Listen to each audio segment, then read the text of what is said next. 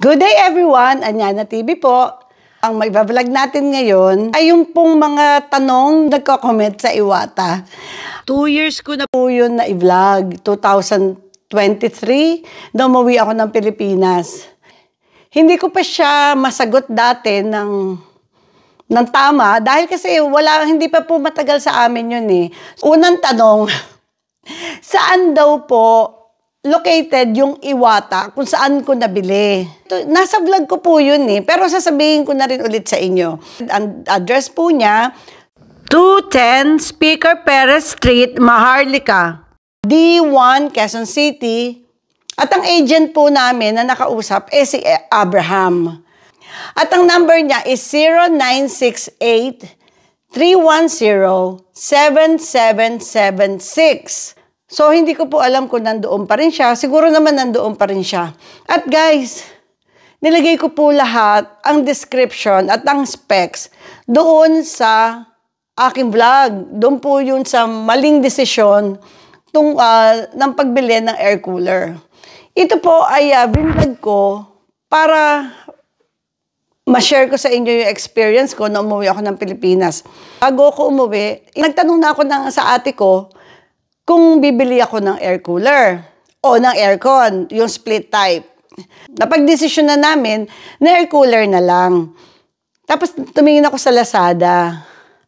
Guys, yung nakita ko nga sa Lazada, kala ko malaki. Anong pala? Yung picture, nakaupo lang yung tao. Ang liit. Guys, ganyan lang. Yan lang kalaki. At kailangan ko itutok yung mukha ko dun sa hangin. Lumapit ng ganyan, halimbawa yan yung air cooler, ganyan ko, para talagang mahanginan ako. Hindi na po pwede ibalik sa Lazada, 2 po ang binili ko. So, tumingin kami sa Abenson. May nakita ko yung pangalawang pinakita ko na hanggang ganyan. So, alam ko, 3D yun eh, ang model ng 3D. Binili ko siya, pagdating namin sa bahay, guys, hindi pa rin talaga siya makapagbigay ng magandang hangin. Tama po yung isang nag-comment na medyo malaki daw po yung area namin. Tama po yun. Hindi naman po siya kalakihan at hindi rin naman maliit yung bahay namin. Pero, hindi po inaabot ng hangin. After 2 days, na-decide ko na, syempre, itatry ko muna, di ba? Ibalik sa Abenson. Naku guys, hindi na nila tinanggap. Ayoko na po pa kasi makipagtalo. So, hindi na lang namin binalik. Then, one time, pumunta kami dito sa Balintawak dahil doon nakatira yung family ni Alvin. At habang nagbabiyahe kami, kasama namin yung kapatid niya, sinabi ng kapatid niya, bakit hindi mo itry ang Iwata? Pero nabanggit na po sa akin ni Jimmy yan, yung asawa ng ate ko. Hindi ko lang binigyan ng pansin. Nasabi niya, Ani, mag-rent ka na lang kaya sa Iwata, pwede naman mag-rent doon. Ngayon, nabanggit po nung kapatid ni Alvin, bakit hindi mo itry ang Iwata? Tapos ang sinabi, ayan yung, ano nila, yun, parang yun yung warehouse o yun talaga yung bilihan. Yung opisina, yun, tawag na, opisina nila. Tapos sabi ko, sige, try natin. Tignan natin, baka may maganda, may magustuhan ako. Yun nga po, ang dami nilang klase. At merong maliit, merong katamtaman ng liit, merong pahaba, meron naman malaki. Yun pong sinabi ko sa kanila, ang gusto ko lang talaga is magrenta. Ang sabi sa akin, pwede daw po magrenta, pero a minimum of 2 units. Guys, pag 2 units naman na in-order ko dun sa bahay namin, baka na mahanginin kami lahat palabas. Ang lakas-lakas naman nun, di ba? So, sinabi ko, isa lang ang kailangan ko. Sabi, hindi daw po pwede. At ang isa pang, parang rules nila dun sa pagre-rent, pag daw nagrenta kami, minimum of 8 hours. After 8 hours, yung presyo na yun, 200 na per hour. Guys, paano namin ibabalik yun sa gabi? Sarado na sila. Magkano na babayaran ko nun, di ba? Para mas lugi ako. Kaya na-decide namin na bilhin na lang yung unit na yun.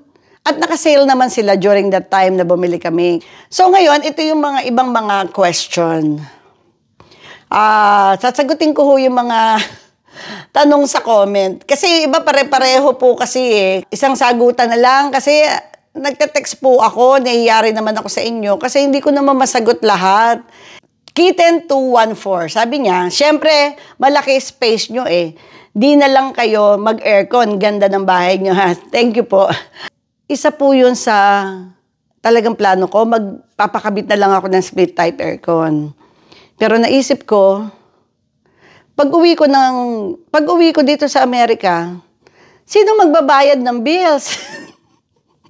Baka habang umaandar yung aircon, nakatingin sila. Baka maya't tinitigil nila. Saka guys, meron po akong aircon sa kwarto. Ang inaano ko po kasi, yun sa sala namin. Ang maganda po kasi dito sa air cooler, pwede ko pong maiakyat, pwede ko mailagay sa ibang lugar, pag kailangan ko. Kasi guys, magaang lang po siya eh. Hindi kasi siya made of bakal. Parang plastic siya, na hindi siya nangangalawang. Hindi ko alam kung saan siya made eh. Pero hindi po siya made of bakal, kaya hindi siya mangangalawang. Ito naman isa. Ilang liters po ng tubig ang kailangan? Ang sabi ni JSRN 5625. Tinanong ko po yan. Wala naman pong nakalagay kung gaano po yung liters. Ang ginagawa ko po kasi doon sa air cooler, nilalagyan ko muna ng yelo. Pinupuno ko ng yelo yung compartment.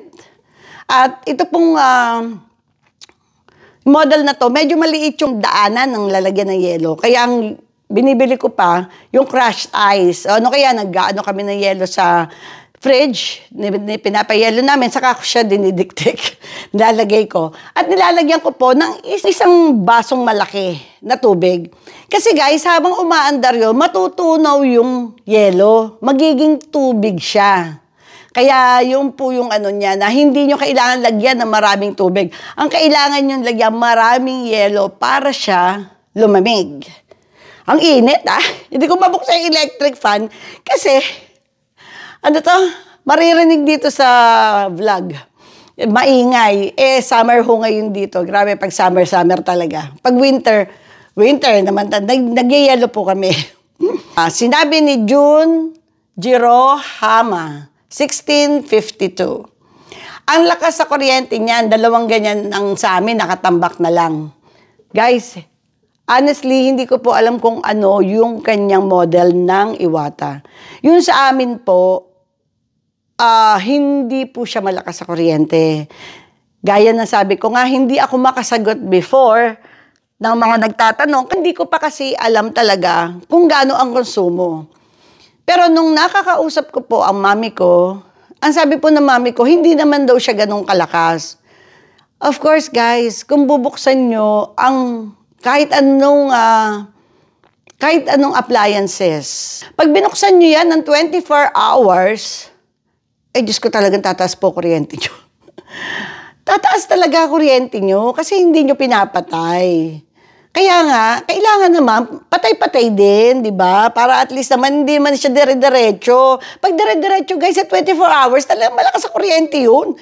Pero kung nga gamitin nyo naman, tama lang yung gamit nyo, ang sabi ng mami ko, hindi naman daw malakas sa kuryente eh. Kasi, pinamomonitor ko kasi sa kanila during that time, every month, kung magkano yung yung kuryente nila. Actually, kuryente nila, babayad lang sila ng 1,600 eh. 1,700, wala pang 2,000. Pag aircon po, ang nilagay ko ron, sa tingin nyo, gano'n lang ang babayaran nila, di ba? Hindi po nila magagamit yun. Baka nagdating ng nanay ko. Baka mamaya ako papagbayarin nila doon sa aircon, ako na naglagay, ako pagbabayad. Diyos ko, no? At isa pa guys, kung gusto ng mami ko na palamig o mag-aircon, doon na lang sa kwarto ko, bukas naman yun eh. Binuksan ko yun para sa kanya. Kaya yun namang air cooler, yun na lang yun sa baba. Sabi naman ni J Maramado, 335, magkano din ang down payment pag mag-home credit, ma'am? Actually, Jay, hindi ko alam. Cash ko kasi siyang binili. Kung meron kayong ganitong tanong na kung mag-aano silang down payment, yung binigay kong number ni Abraham o ni Abraham, tawagan niyo po siya or tumawag po kayo sa Iwata at magtanong po kayo tungkol dito sa mga ganitong information. Kasi wala po ako mabibigay na ano sa ganitong information kasi hindi ko po siya tinanong dahil cash nga namin nabili siya. Meron nagtanong dito, hello po, saan makikita ang ganyang model? Doon po sa binigay kong address, doon ko po ito nakita. At marami pa kayong makikita na iba't ibang klase o iba't ibang model ng air cooler dito sa Iwata. Mag-enjoy po kayo. Ako, nag-enjoy ako. Ay, ang ganda nito, ang ganda nito. Kaya lang, syempre, iisipin ko, ano ba yung kailangan ko? Diba? Yung pong dapat rerentahan ko pala, yung malaki, yung pinakamalaki nga nila, yun po ay bakal po yun. Saka meron doon, mga steel siya. So siguro yun po yung kinakakalawangan, gaya nung isang nag-comment kanina. Sabi ni Snowbell, 7884, malamig talaga yan kasi nasa lugar ka na naka-aircon. Siguro nga may additional na lamig yun. Pero nung inuwi po namin, kala ko rin ganun. Guys, hindi po eh. Pag nilagyan nyo ng yelo, malamig. Minsan nga, hindi kami nag-yelo. Malamig siya. So siguro lang, kung merong, yung lugar mo ay talaga nasisikatan ng araw, mainit talaga ilalabas niya kung walang yelo yung air cooler nyo. Sabi naman ni Arnold P.3317, aircon na yung price. Siguro nga po guys, aircon na yung price. Pero, ang maganda rito, yung konsumo ng kuryente, hindi aircon ng price, hindi ganun ang mahal ng konsumo ng kuryente, hindi kagaya ng aircon. Talagang mahal. Yun po kasi yung ano natin, 'di ba? Yung concern natin ay yung kung mataas ba sa kuryente. Gaya ng sabi ko nga sa inyo, hindi naman po siya ganun kataas. Ang kuryente daw nila mami ko is nasa 1,700 up to 2,000 pesos pag ginagamit nila yung air cooler. Pero minsan, ginagamit nila 3 hours pag sa tanghali. Kasi sa hapon daw, lumalamig na. So, yun po, depende sa gamit nyo. Kung sabi nga sa inyo, kung gagamitin nyo ng magdamag, mahal. Sabi naman ni Mojako, 1970, is the water gauge working or is just display? You do not have a video sa gauge if the gauge is working. Yung pong gauge ay gumagana. Doon po sa isang video ko na ang title is paano maglinis ng Iwata air cooler. Nandun po yung pinakita ko po, yung gauge. Makikita nyo, in-explain ko rin kung paano siya gamitin at kung hanggang saan ang tubig at hanggang ilang oras siya nagtatagal. Nandun po siya. So, panoorin nyo po yung paano linisin ang Iwata air cooler sa Anyana TV. Sabi naman dito, ni Jomar Jainal, 13th, Madam, try nyo pong lagyan ng Downy or any base na scent.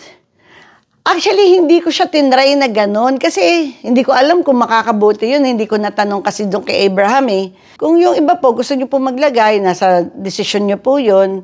Pero ako, hindi ko na po pinalagyan sa mami ko. Sabi naman ni Didit Camilotes, 9474, bumili ako ng Iwata air cooler sa Abinson, General Trias. Nako, buwisit. Kahit puro ice ang ilalagay, di naman lumalamig. Kaya dinoble tuloy ang gastos kasi bumili ako ng aircon. Walang kwenta yung Iwata air cooler. Didit, kung gano'n na na-experience mo, sana binalik mo. Hindi gumagana eh. So sana binalik mo sa kanila kasi hindi ganito ang na-experience namin dun sa Iwata. Sabi naman dito ni Jesseline Baldon, good day ma'am, meron po ba niyan sa SM? Hindi ko alam eh. Kasi hindi ako nagpunta nun sa SM. Dumiretso na ako sa Iwata. Saka, di ba guys, parang mas mura pag diretso kayo sa Iwata. Kasi diretso na yun eh. Sabi naman dito ni Lovin Baek yun. Tama po ba? ECUN 7176. Paano nyo po nililinisan? I think biggest concern ito, ang ganun rin po katagal naglalas ang lamig ng ice, pag may ice. Again, meron po akong vlog, paano linisin ang Iwata air cooler. Doon po lahat, dinemonstrate po ng kapatid ko kung paano nililinis. Tinuro po sa amin yun sa Iwata kung paano siya linisin. Tapos sabi naman ni Jean Gantala, maingay po ba yung air blaster? Hindi ko po narinig na maingay siya. Para lang siya electric fan. Ganon. Na electric fan na malaki. Ganon po yung ano niya. Of course, kasi malaki siya eh. Depende po siguro sa size ng gagamitin yung air cooler. Sabi dito naman ni EHDIY, sa mga bibili po ng Iwata, check nyo po yung lakas ng konsumo po niya sa kuryente. Kasi yung nabili namin, same lang sa aircon watts niya. Good point yun. Tanungin nyo yung agent na kausap nyo kung gaano yung konsumong model na bibili nyo para aware kayo kung malaki yung konsumo ng watts na yon, di ba? Yung tama po siya. Sabi naman ni Daniel, hi po tita, bala ko po bumili. Worth it po ba? Kasi po nasira aircon namin. Bala ko po na lang malamig ba talaga malakas po sa kuryente? Sa amin po masasabi ko worth it po. Gaya ng sabi ko sa inyo, pag hindi naman kailangan ng mami ko na masyadong malamig, yung Iwata, miski siya lang guys, malamig na siya kasi malaki siya eh. Ang sabi naman ni Redjan Sumatra, 9926, meron po ba niyan sa City Hardware? Hindi ko alam eh. Hindi ko alam kung meron doon eh. Kasi guys, nagbakasyon lang po ako sa Pilipinas. After po 1.5 months, bumalik na po kami dito sa Amerika. So, hindi ko po alam kung meron. So, kayo na lang po ang magtanong sa Iwata kung saan po mabibili yung pong Iwata air cooler nila kung malayo kayo sa lugar nila. Sabi naman ni Paul Montes, 4684, ma'am, ask ko lang po, kaya po bang magpalamig sa room, small room po? Alam niyo yung binili namin, kung gagamitin sa room yon, kasi yung ginagamitan ko ng air cooler na nabili ko, sa sala namin. Pero, nalalamigan kami lahat yung mga nandoon sa paligid. So, siguro to, pag ginamit mo sa room, na isang maliit na room, lalamig siya. Ang sabi naman ni Aurora, 644, I'm sure knowing the size of the room is important. So, Iwata, sales rep, can tell you the right air cooler for your room size. Thanks for the info. Tama po si Aurora. Kailangan sabihin nyo rin dun sa agent kung saan nyo gagamitin at gaanong kalaki ang area na paggagamitan nyo. Sabi naman dito ni Jake, 23824. Nagmahal yata sila. Dati kuha ko sa Lazada yung sa akin 79. Kasi shipping Iwata Turbox 100R yung may remote. 2020 ko pa gamit ito nung pandemic. Halos ginamit namin to. Walang patayan. Wala pang tubig minsan. Matibay siya pero humina ang pump niya ng konti kasi matagal na siguro. Mas malaki, mas mabuti, sabi niya. So guys, siguro meron dito sa Lazada kasi doon siya nakabili di ba? Kagaya nito, sinabi niya halos walang patayan, sabi niya gano'n, di ba? So sa kanya, nagagamit niya na walang patayan. So ibig sabihin hindi ganun kalakas ang kuryente dito. Sabi ni Jake. Sabi naman ni N-Mode, 7821, mali para sa'yo dahil may budget ka talaga pambili. Pero kung nagtitipid ka, no choice. N-Mode, itong vlog na to, nagbibigay lang naman ako, sinashare ko lang naman yung info. Nagsishare lang naman ako kung ano yung nabili namin. Baka makatulong dun sa mga naghahanap. Kung sa budget, meron ako talagang budget para doon sa bibilin ko kasi pinag-ipunan ko po yung budget. Kasi pinlano ko talaga, nabibili ako noon. Sa akin naman po, hindi naman ako nagpipilit sa inyo, bumili kayo. Ang sa akin, nag-share lang ako. Baka makatulong sa inyo, di ba? Sinashare ko lang kung ano yung experience ko sa pagbili nitong Iwata air cooler. Hindi ko po alam ang Iwata air cooler. Kung halimbawa ako nasa Pilipinas at nakakita ako ng ganitong vlog, tapos hindi ko alam, ay makakatulong sa akin yun kasi meron palang ganun, 'di ba? Pwede kong i-research, pwede kong pag-aralan, kung meron naman akong budget. Kasi hindi ka naman bibili kung wala ang budget, 'di ba? Hindi mo naman naanohin yun. Pero kung halimbawa may plano kang bumili, baka sakali na makatulong to sa'yo. Ang sabi naman dito ni Edgar Lindo, 1824. Mali po kayo. Sana aircon po na inverter po binili nyo. Ang kuryente ay parang halaga ng air cooler. Mas matipid po sa kuryente pag inverter po. Gagamitin nyo sa aircon na split type o yung sinasalpak. Edgar, ang aircon kasi mas mataas talaga siya sa kuryente miski yung inverter. Kasi merong inverter ang ate ko. Split type din yun sa kanila. So, kaya nga siya ang nagsuggest sa akin, pag umalis ka ba at bumalik ka ng Amerika, kaya ba nila maming magbayad ng kuryente? Baka hindi na lang yang magamit kasi hindi nila yang bubuksan. So, yun po, naisip ko na rin po lahat yan. Napag-usapan po namin ng ate ko yan. So, syempre, sila yung nandun sa Pilipinas, at meron siyang aircon na split type na inverter, baga doon ako nag-rely, 'di ba? Ito, sabi ko nga sa inyo, may nagtatanong dito kung meron daw doon sa province na Isabela, tawagan niyo na lang po ang Iwata kung meron doon. Sabi naman ni Tax Everlasting 5731, ma'am, sana sinabi mo o inilagay mo ang specs niya kasi parang aircon na kasi ang presyo. Ilang watts po ba yan? Anong model siya? Tax Everlasting, yung specs and description and address of Iwata, nasa link po yan nandoon sa description ng aking vlog. Lahat po yun, nilagay namin lahat.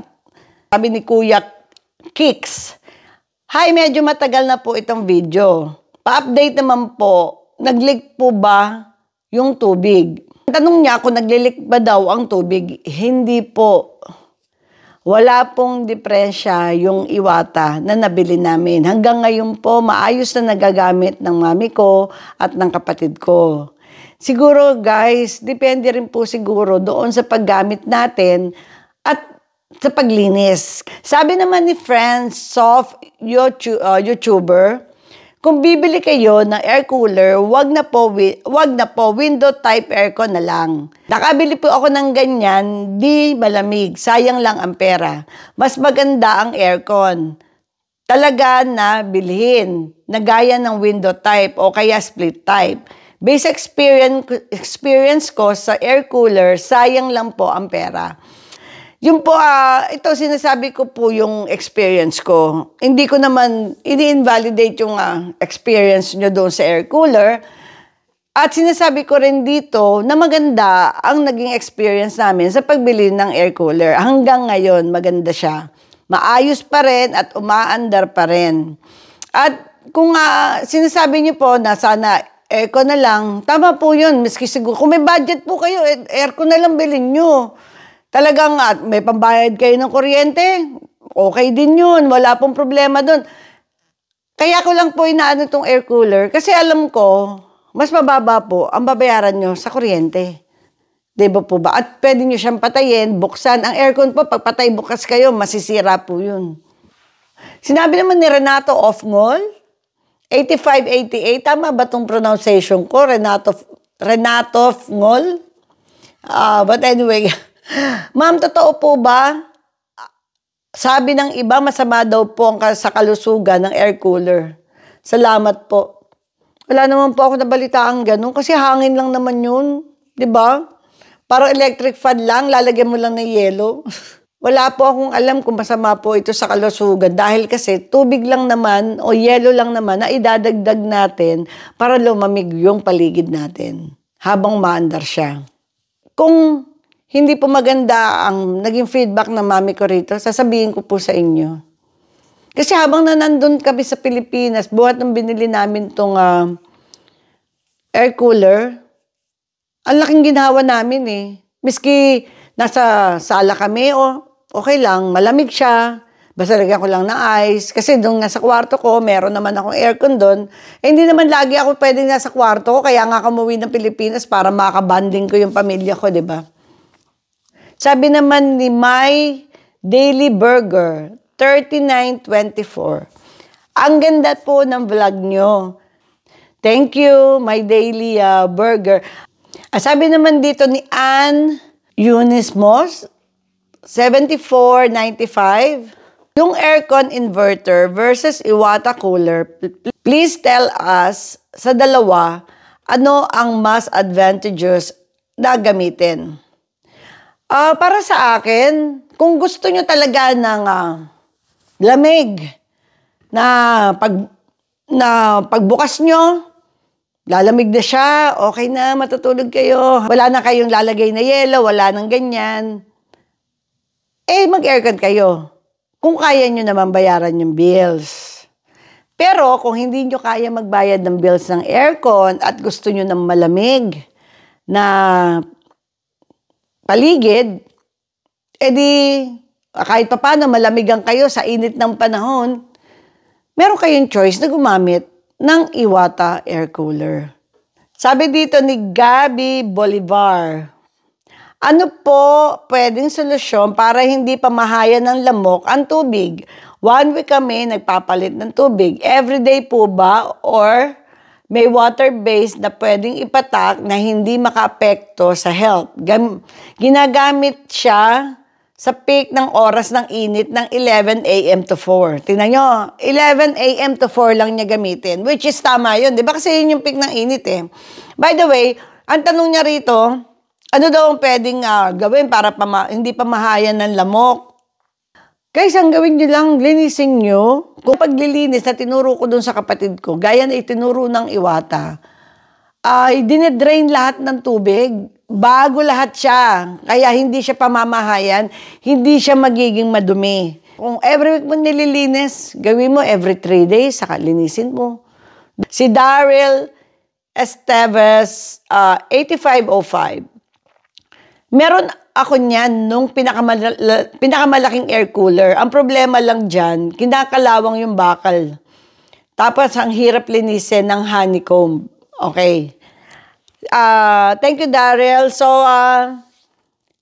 yung pong pinakamalaking air cooler na sinabi ko sa inyo dapat na rarentahan namin, yung po ay made of steel, made of bakal.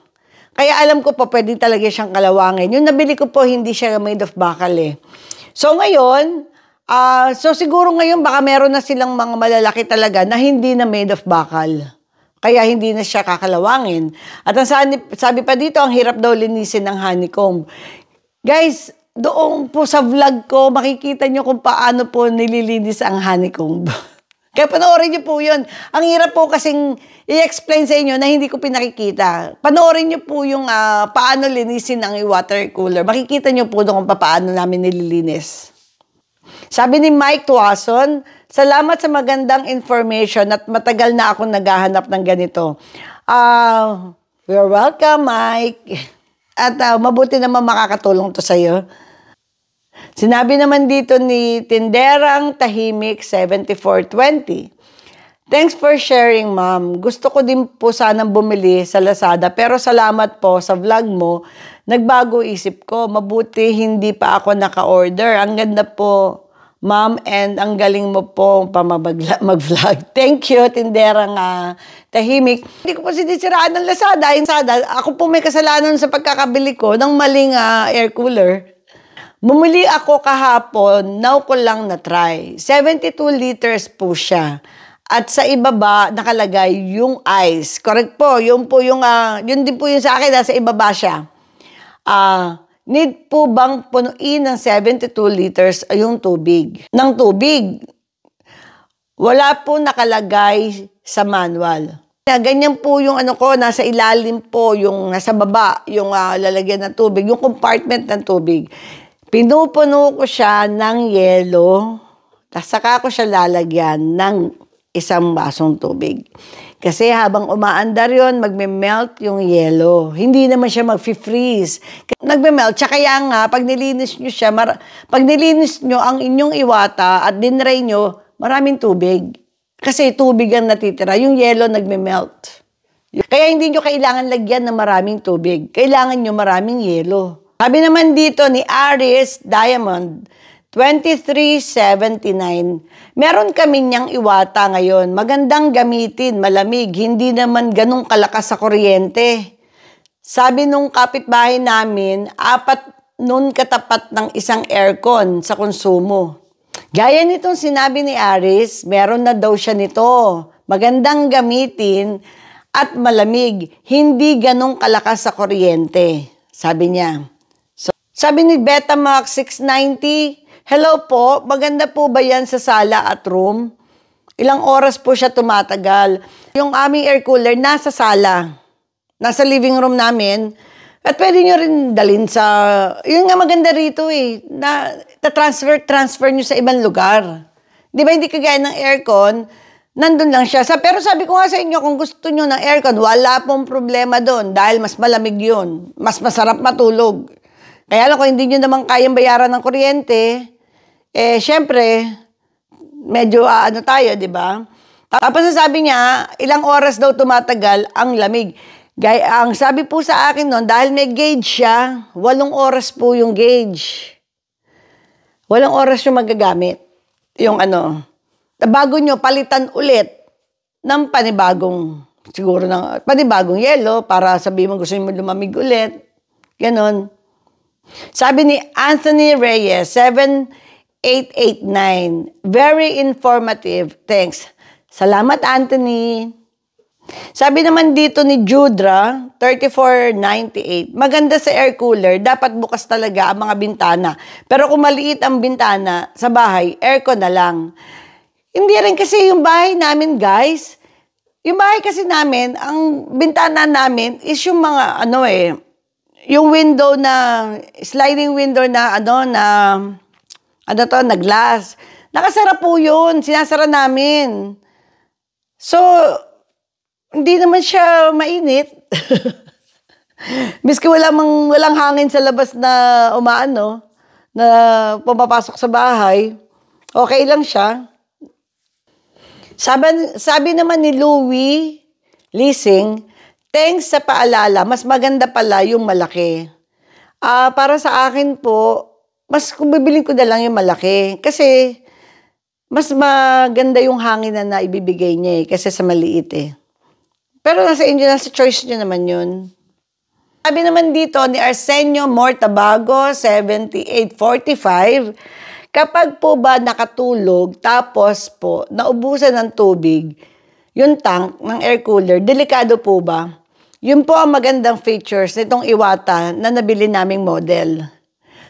Yung pong gauge niya, pag naubusan ng tubig, automatic shut off po yun. Nandoon po yun sa vlog ko sa paano maglinis ng air cooler.